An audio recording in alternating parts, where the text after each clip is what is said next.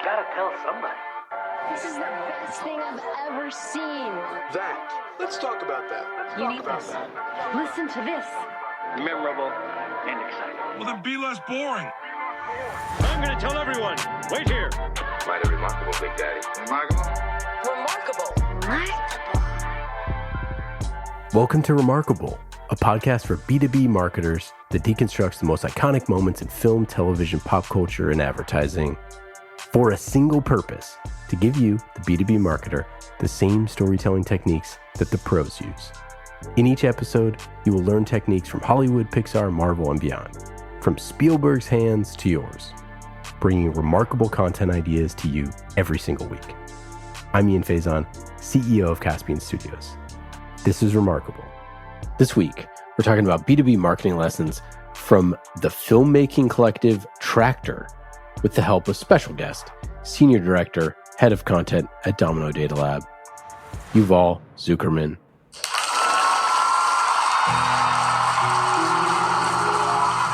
This one is called Becoming a Director by Traktor. First I was afraid, I was petrified. I kept thinking I would never get that job from White and Kennedy. But then I told so many lies about how I'd make it great, and I grew strong. And the client took the bait, and so you're back from BBH. I just logged on to see your email with that overwritten script. I could have changed that stupid end. I could have thrown away the link if I'd have known for just 1 second that you wanted present. Oh, no.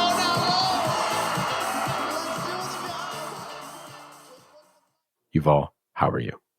I am very excited to be joining you today. Thank you. Excited to chat. So why the heck did you pick Traktor ads today?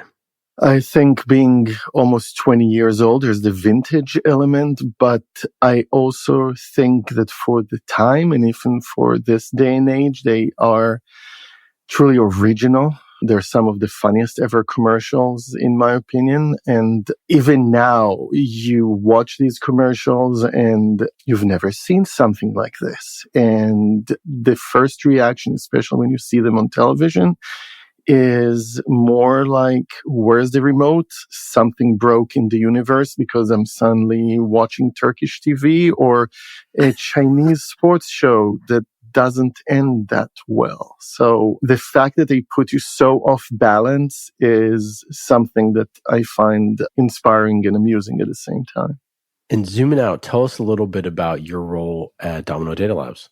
So Domino is an AI and data science platform that gives enterprises, normally ones with very large data science teams, the tools that they need to innovate on time, on budget, and following responsible AI practices. We help some of the world's most meaningful companies like Johnson & Johnson, Lockheed Martin, Allstate Insurance, BNP Paribas, so companies throughout America and Europe, to develop and scale their models to production, which is surprisingly elaborate effort. Although if you think about AI, it is a little bit of a brain surgery type of operation. Personally, I'm by no means a proper content marketer. My background is in software engineering, and luckily I spent my first half of my career working for digital agencies. And honestly, I had a blast in the process, while I had friends who worked for software companies and had a bit more of a struggle. I eventually evolved into roles that touched on project management and consulting and sales and partnerships. So I kind of veered off my projected path and eventually found my way to Domino. And when we were looking to refresh our marketing team, I was offered a rather bold decision. They wanted to replace the person who did content on the marketing side with someone who was a technologist first, and have me catch up on the marketing side of the job instead of hiring a marketer and having them catch up on the intricacies of AI. Pretty big decision, but I am having lots of fun doing it.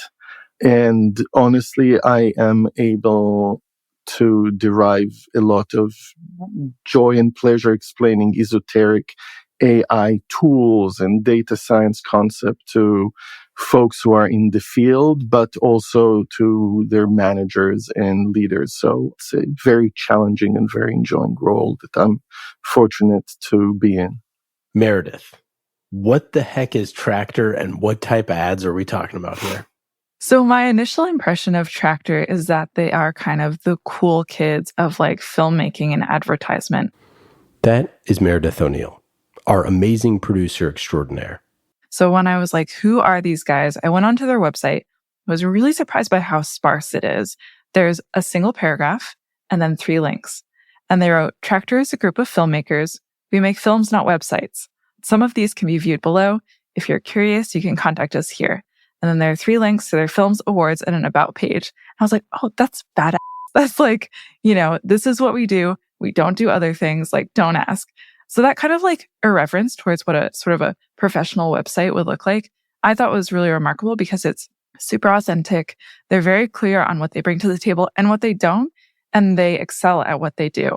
But to get to who they actually are, they are, like they said, a group of filmmakers. They're based in Venice, California, but they're globally known for working with brands like Lego, Nike, PepsiCo, Levi's, Fox Sports, MTV, Virgin Atlantic, and so many more.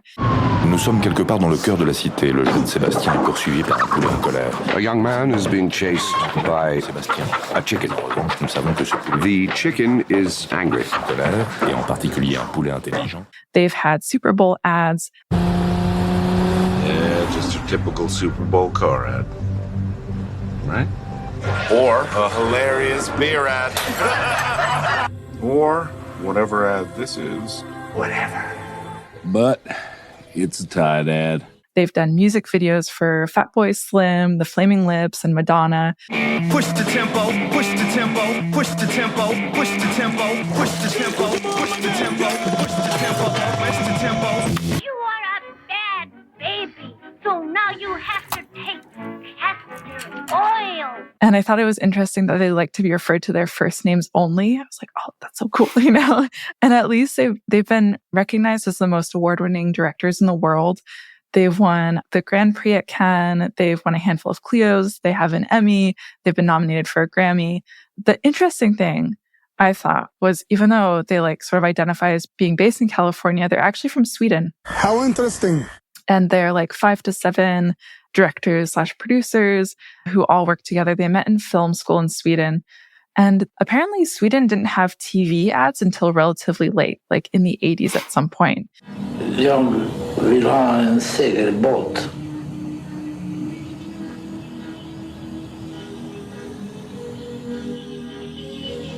Jag vill ha en bostad.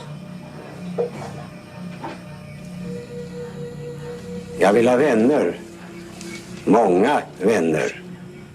But the members of Traktor, when they'd go see a movie, that's when they saw ads. And the difference being that like when they saw ads in the movie theaters, they were funny. They were a little bit longer. So not necessarily like 30 seconds, but more maybe like 2 minutes. And they were super entertaining. And so that really shaped how they think about ads today. They're cinematic, they're entertaining, they're comedic, right? And so all of these things really play into how they think about ads. So they said, we always felt that ads don't need to look boring, so we've tried to find the right look for each job. Plus, it's a great excuse to call up an Oscar-winning cinematographer and ask them to work with us. So they're really working with like the best and the best, and you really see like the way they use color and the way the camera sweeps from thing to thing. It's really engaging to watch, and you don't mind spending like 2 minutes sitting watching it because it's super interesting to watch.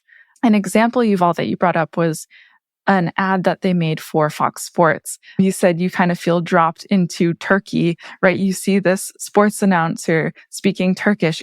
Merhabalar. Yapılmakta olan ulusal dalgıçlık olimpiyatları için güzel şehrimiz Diyarbakır'a hoş geldiniz. You're really like forced to be like, is my TV broken? Like, I'm being dropped into this. You're sort of like trying to figure out what's going on. It cuts away to this guy who's on a diving board at the edge of a cliff. He dives, and then the camera follows him as he like plummets and lands on the dirt ground below him with this like horrible thud. Mükemmel bir atlayış. But the crowd around him watching claps. seem totally unfazed. And the diver's jump is rated in points. And so you're kind of like, oh, this must be some weird niche, like obviously funny, fake sport. And then this slogan pops up on the screen and it says, sports news from the only region you care about, yours. 11 p.m. regional sports report, Fox News, right? So it's super funny. I think I love the term you use, Yuval, which is you're really put off balance because you're like, I don't know what this is. You're confused. You're forced to like make assumptions about what's going on, put two and two together. Even if you don't speak the language, right? You kind of like see what's going on. They also play with shock factor. And I feel like when you're like shocked by something, it often makes you laugh, right? So you're like, oh my God, I can't believe that just happened, because no one would obviously survive from a stunt like that. And yet you see the crowd being sort of like unfazed by the whole thing. So I loved like going through and watching these ads. And I'm wondering, Yuval, if you had a favorite or one that really stood out to you that you could share. The one you mentioned was especially notable. The other one that they produced was when Discovery Channel launched their website. They had a very grainy film of like a cork-hatted explorer in the middle of a swamp in a godforsaken place. And it's two mosquitoes, both of them very, very not cinematically looking.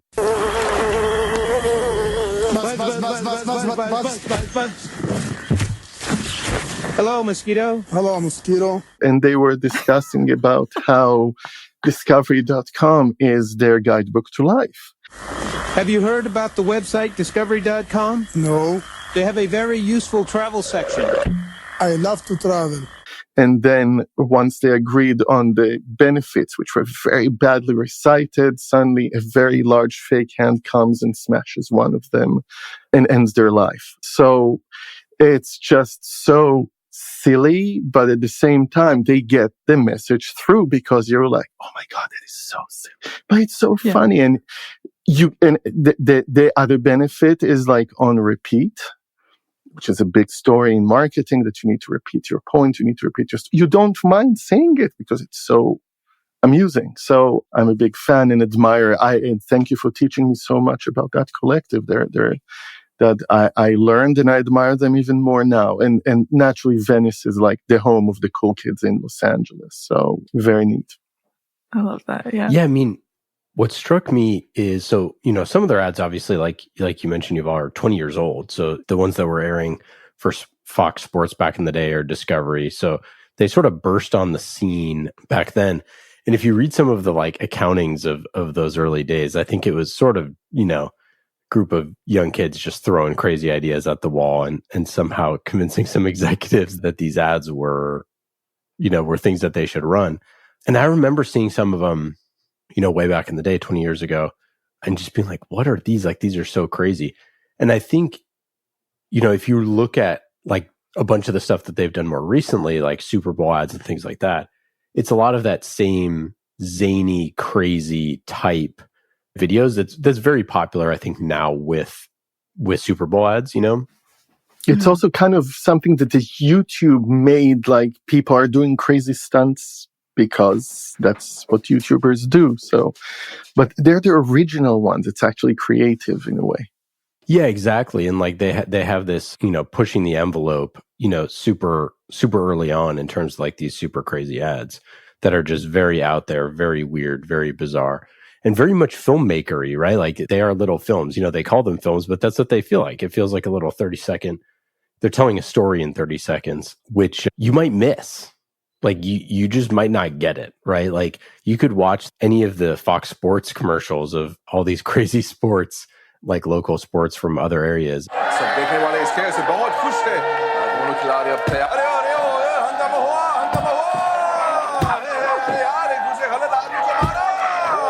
And, you know, you could watch those and just totally miss what the ad is, right? But because it's so weird, because it's so out there, because it's so jarring, and because you're just like, what is even happening here? Then you pay attention until the very end. And I think, you know, in a world where there's lots of noise, you do need to figure out ways to stand out. Sameness is very, very prevalent. I would say brands also need a major amount of courage to be different. And you've seen over the last year brands getting really badly burnt because they tried to be different. They took potentially political stances or what they didn't think were political stances, but ended up being political stances. So I think they managed to be different without doing something particularly stupid. I'm not saying anyone is immune, but at least they're entertaining, at least to me. And it seems like to you guys too. I feel like it doesn't hurt that they've also won awards for it. And so I think they've gained credibility in the space. And so people go to them asking for the sort of edgy stuff, you know? I worked like 16 years ago, 17 years ago for a digital agency. And we were trying to win business from Nokia, which was the phone manufacturer at the time, just as Apple was just about to announce the iPhone and everybody knew it was coming. And it was kind of like the 1-800, we need to call the crazy guys to come up with a really, really wild idea.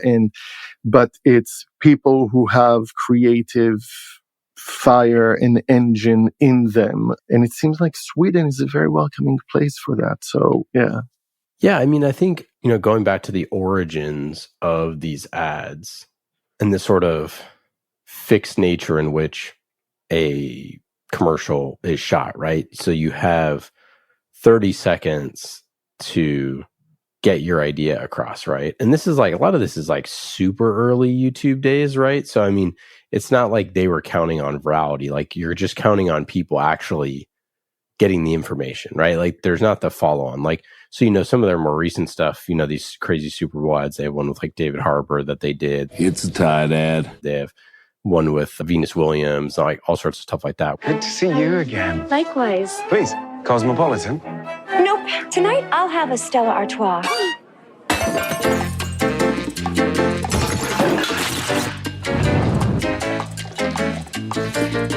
Your Stella, please. Thank you. Thanks.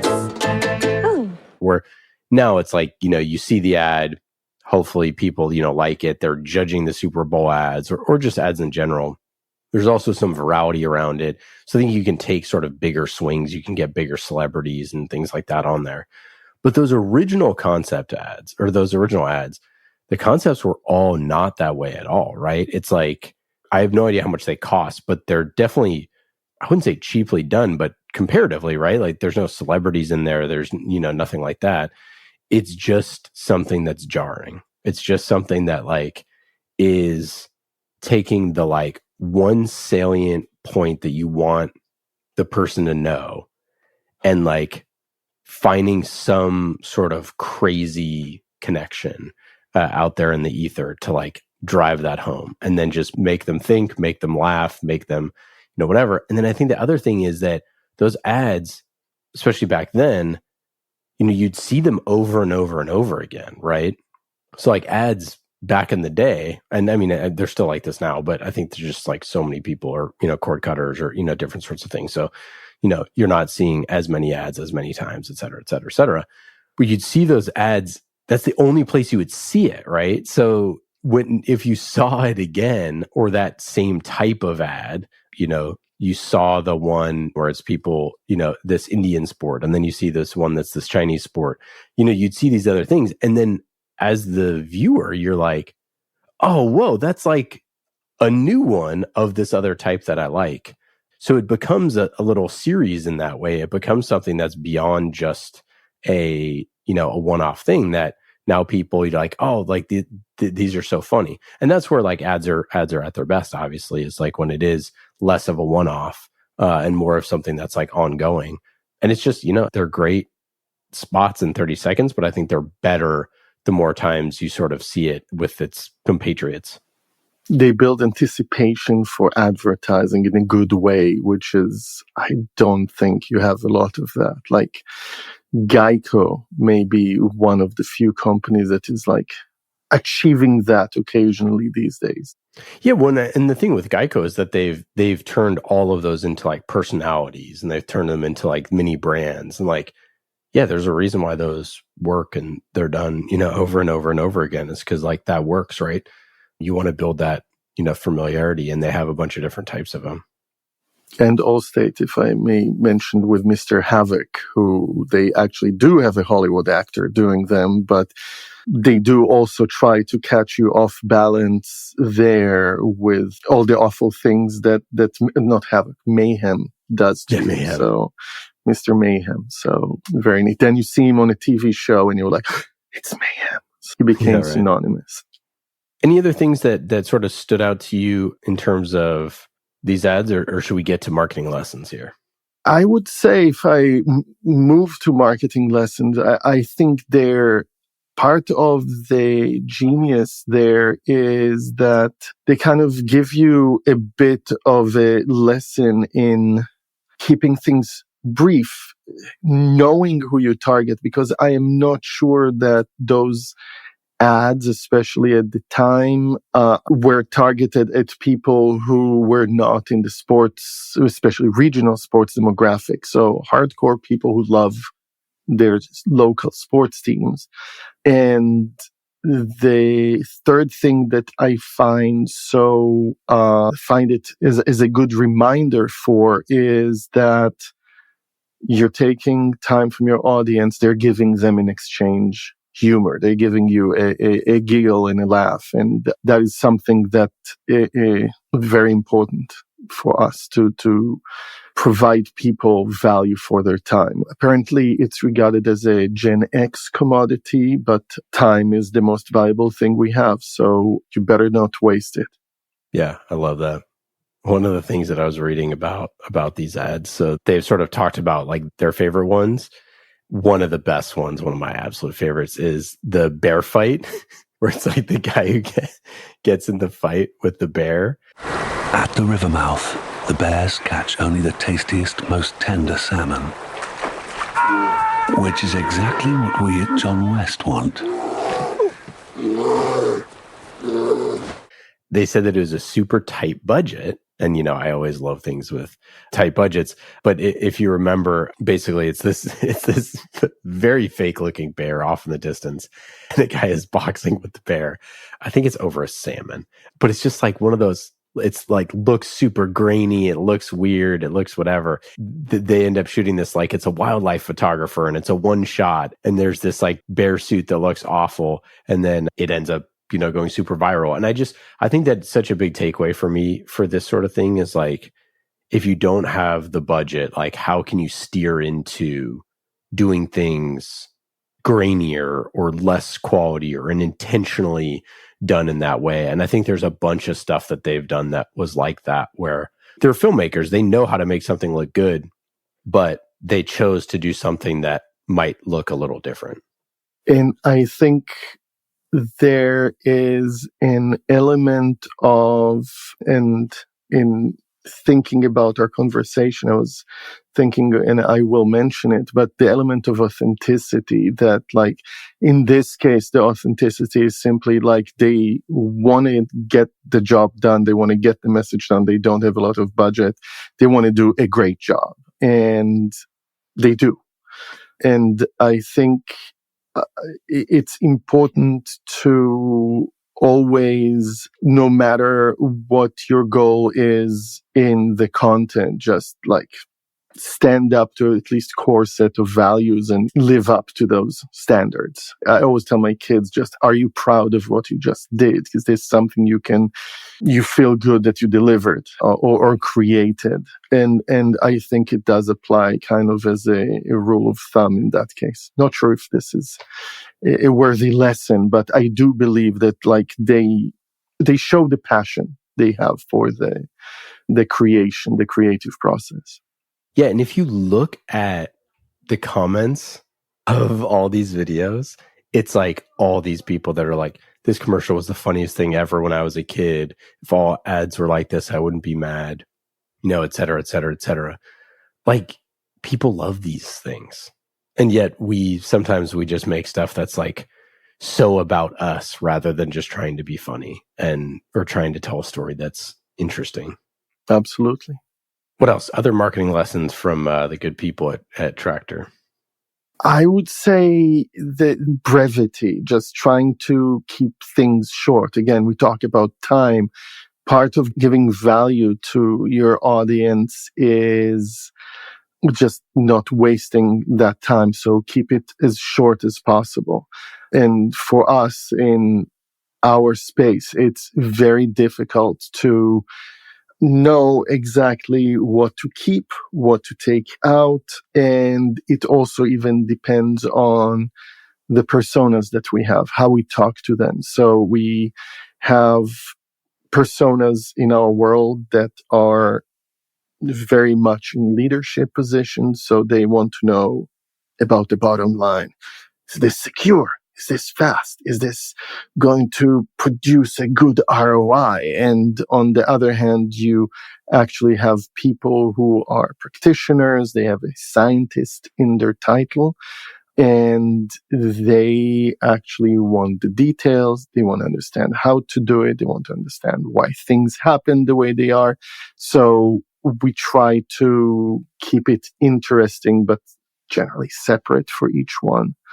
And that still goes back to the value, which is we talk to each one of our personas a certain way, but at the same time, we need to give them the information that is relevant to them. So we try to not just blast emails at people or send them like, hey, I'm following up on the email that I just sent you 2 days ago. Why didn't you answer me?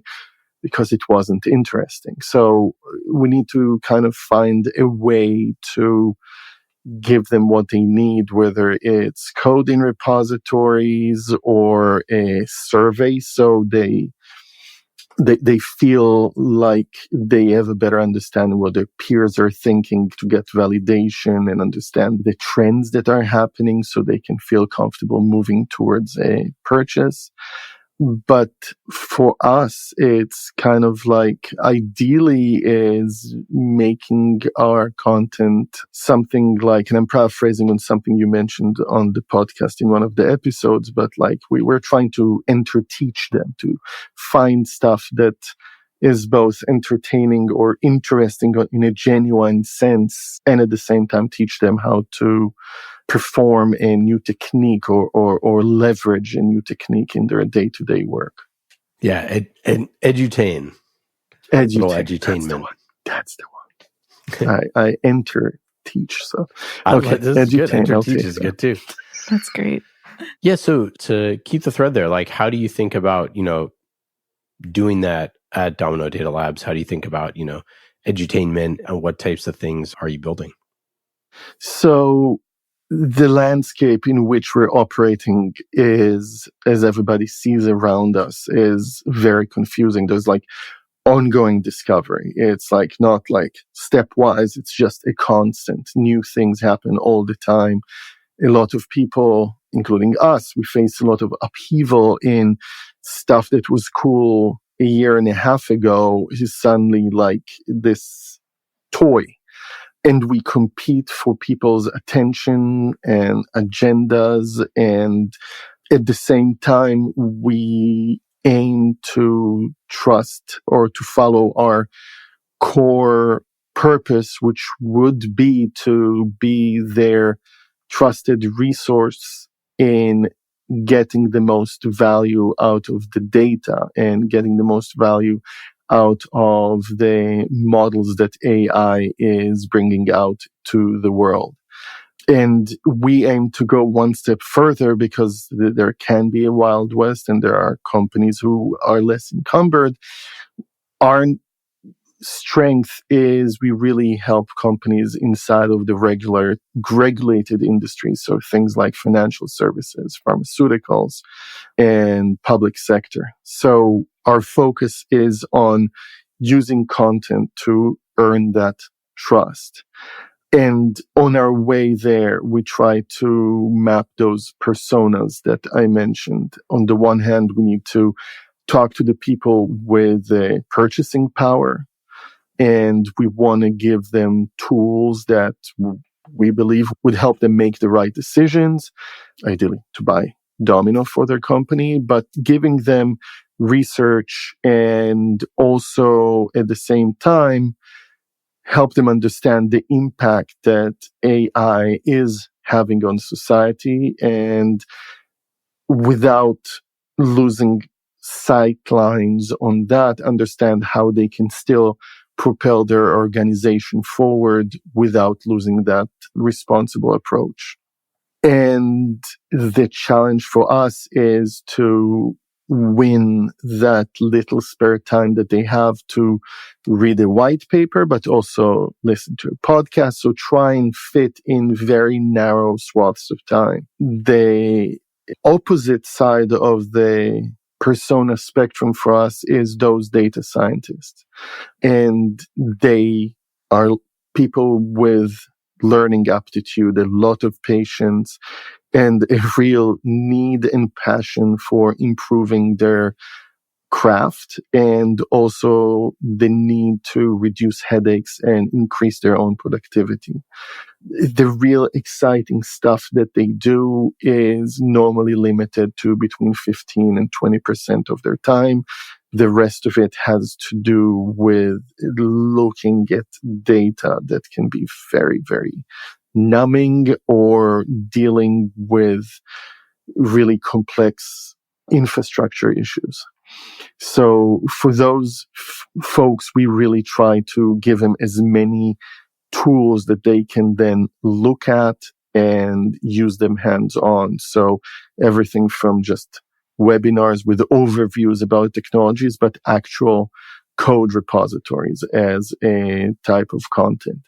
And something we discussed as a planned project several months ago when we spoke first time is creating a series. And we are now big believers in that, simply because we started with nothing. We now have a production cadence. We now have more or less a schedule. And the best thing is, over 6 episodes, we build a production muscle.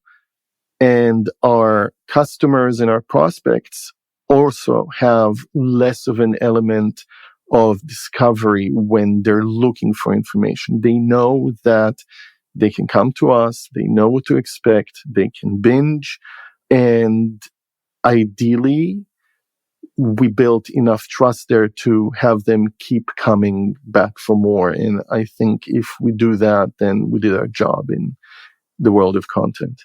Yeah, I mean, you sort of mentioned that it was sort of it's an ongoing process, right? It's like for all the different pieces there. How did you think about sort of like success from the very beginning? Was it something that you knew would take time and you were patient for that? Like, how did you convince leadership to be patient as well? I think I was in a very fortunate position that leadership actually egged me on to go. I think my first year in this role that just ended was more around let's produce, let's experiment, let's see what works. With regards to measuring, like any company, we really want to use the content to generate leads. But for us, part of it does also involve the fact that even if we get a decision maker to want Domino, we need to be sure that the people who report to them, who have very specific needs as data scientists, they also approve of what we are going to bring them. So kind of balancing the two.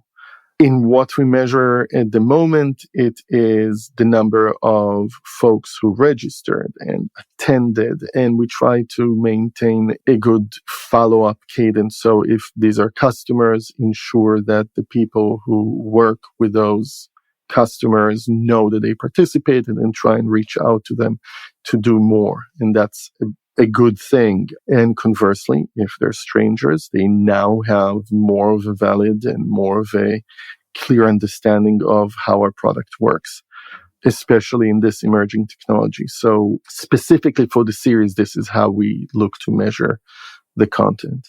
Meredith, any questions on your end so far, or are happy to keep going?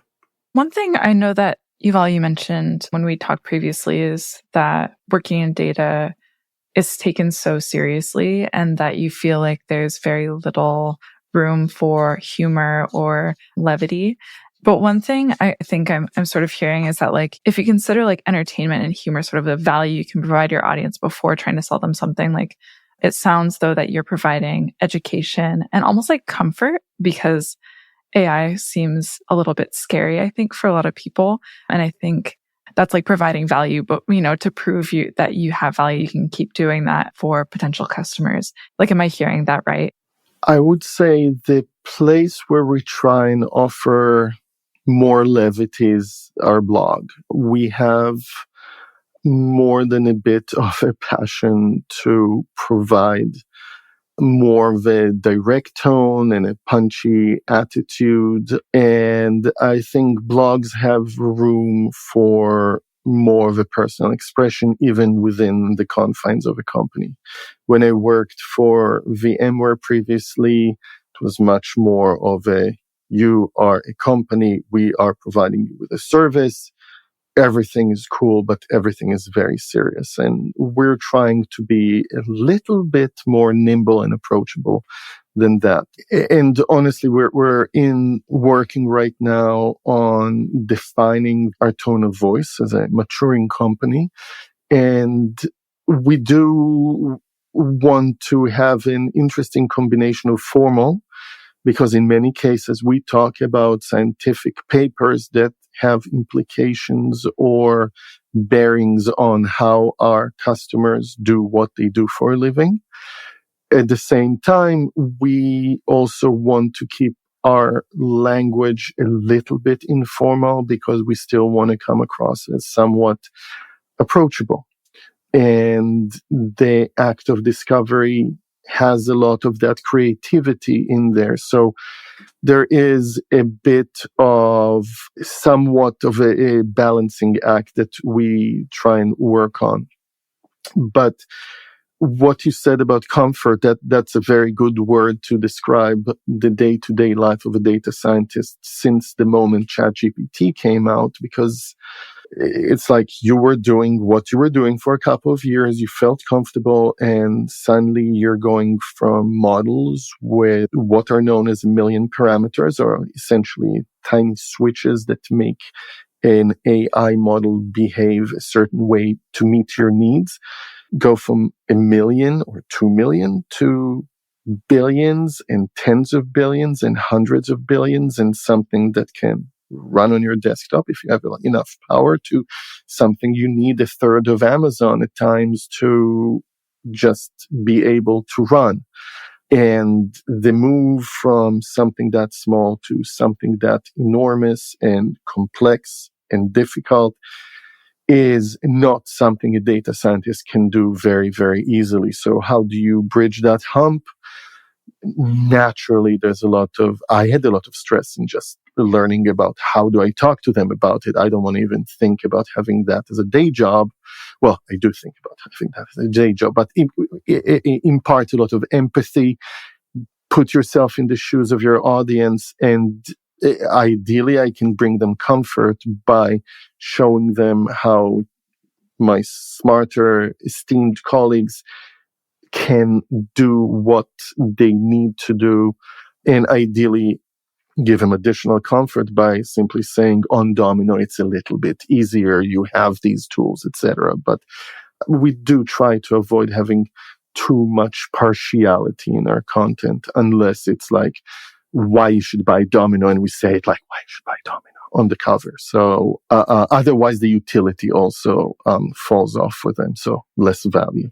You mentioned sort of trying to get the language right a bunch and trying to get the sort of tone right and a highly technical audience. How do you think about the length of whether it's the episodes of your podcast or the sessions?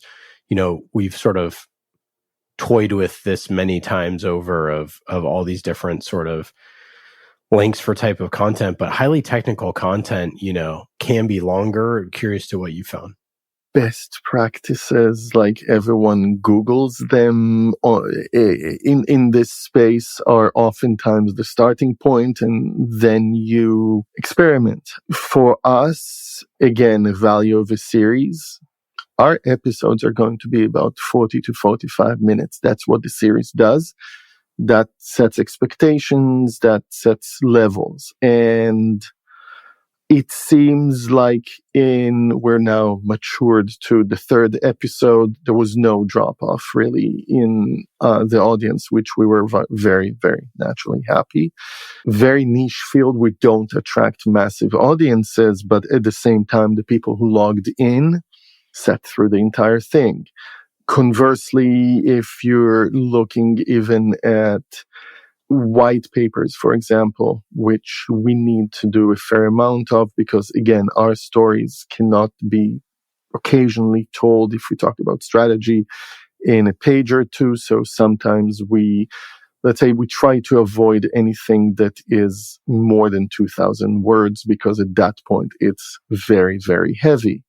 And with regards to things like feature demos and content of that nature, a minute and a half, 2 minutes max if it's something very, very elaborate. We're still tracking the performance. Again, when you have a relatively focused audience that's not too huge, we're still gaining awareness in the field. So we have small data samples. So as data scientists would tell you, shifty. But so far, I think, at least for the podcast and the educational webinar that we offer, the 45 minutes do work pretty well. Awesome. All right. Before we get into our last question here, any other thoughts on or anything we missed as it relates to how you think about content or ROI or favorite piece of content or stuff that you're working on at Domino Data Labs? So a few thoughts on those topics. So you mentioned ROI, and I think something that a lot of companies possibly not or discount in their approach is just how valuable content produced by the actual team members working on bringing features and bringing products to life is. Someone who spent 3 months working on a specific capability will be very passionate about how it works. They can explain how it works in a very authentic fashion, and giving some TLC from a dedicated marketing or person, the output can be really convincing and inspiring. So we do try to encourage our team members to create content themselves for us, but also to more or less remove a bridge between them and the actual people who use their product. So that's something that we really try to amp up right now. With regards to upcoming content pieces, I spoke enough about generative AI, but what really is important for a lot of organizations, especially the larger ones, when they look to embrace this technology, is how to do so responsibly. These things can actually produce outputs that, if put in front of a customer, never mind employees, you can sign them up on things. So if they say something really off, you can potentially wiggle around it and say you're sorry. But for customers, it can be as embarrassing as showing a recommendation for a car that a competitor produces, as happened to a dealership that was using ChatGPT for their chat interface. That's happened to them. But it can go much, much worse than that, like producing contracts that are faulty if companies do have the will to go that way in order to possibly save money. So we are currently working on a new series of assets around the concept of responsible AI, which starts with things that most companies should already be doing, but gets a little bit deeper in the weeds, from privacy of your data, your information, anonymizing it through fairness and bias. So we avoid those things, to having models that at least someone in the company understand how they work. And that's not a given, even with companies that have major expertise, all the way to giving people, and that's less on our end, but mostly on the large companies, and their ability to dispute, like, I think AI made a mistake. I do have a credit score type of thing. And our first asset that's coming out has to do with data privacy. And there is a bit of a tension with the benefit of generative AI and using it for things like producing synthetic data, and how good and how much of that you should leverage in your work. So I like it. I'm excited about it because it's a novel angle in the space. Yuval, any final thoughts on best piece of advice for a content marketer or someone who is leading content? I would say never stop learning about your company. What I found from my experience was that if you don't know enough about the product and you're tasked with content and you need to talk about content, produce content, it will show. Many companies have expert customers. They have a deep understanding of the field. It is imperative that you show that you know the product, at least at a certain level of expertise and understanding. And that kind of goes back to how authentic the content is. So I would say just become a product expert, become a company sage of sorts, and ask a lot of questions, but gain a level of understanding in what you're doing. Well, that's it. That's all we got for today. Yuval, thanks so much for joining. For our listeners, go check out Domino Data Labs. Any final thoughts? Anything to plug? Domino.ai. We have a lot of content there. So come visit us and learn more about how we can move your business forward with AI. Awesome. Thanks, you all. Take care. Well, that's it for today. I hope you got some good ideas for your B2B content. Thank you for listening to Remarkable. I'm Ian Faison, CEO of Caspian Studios. Remarkable is created by the team at Caspian Studios, B2B podcast as a service. Caspian also creates fiction series for B2B companies, so if you want a business thriller, you can learn more at caspianstudios.com. Hollywood-style storytelling for B2B. And in today's episode, you heard from myself, Ian Faison, and Meredith O'Neill, senior producer here at Caspian Studios. Remarkable was produced this week by Meredith O'Neill, mixed by Scott Goodrich, and our theme song is Solomon by Falak. Be remarkable and rise above the noise.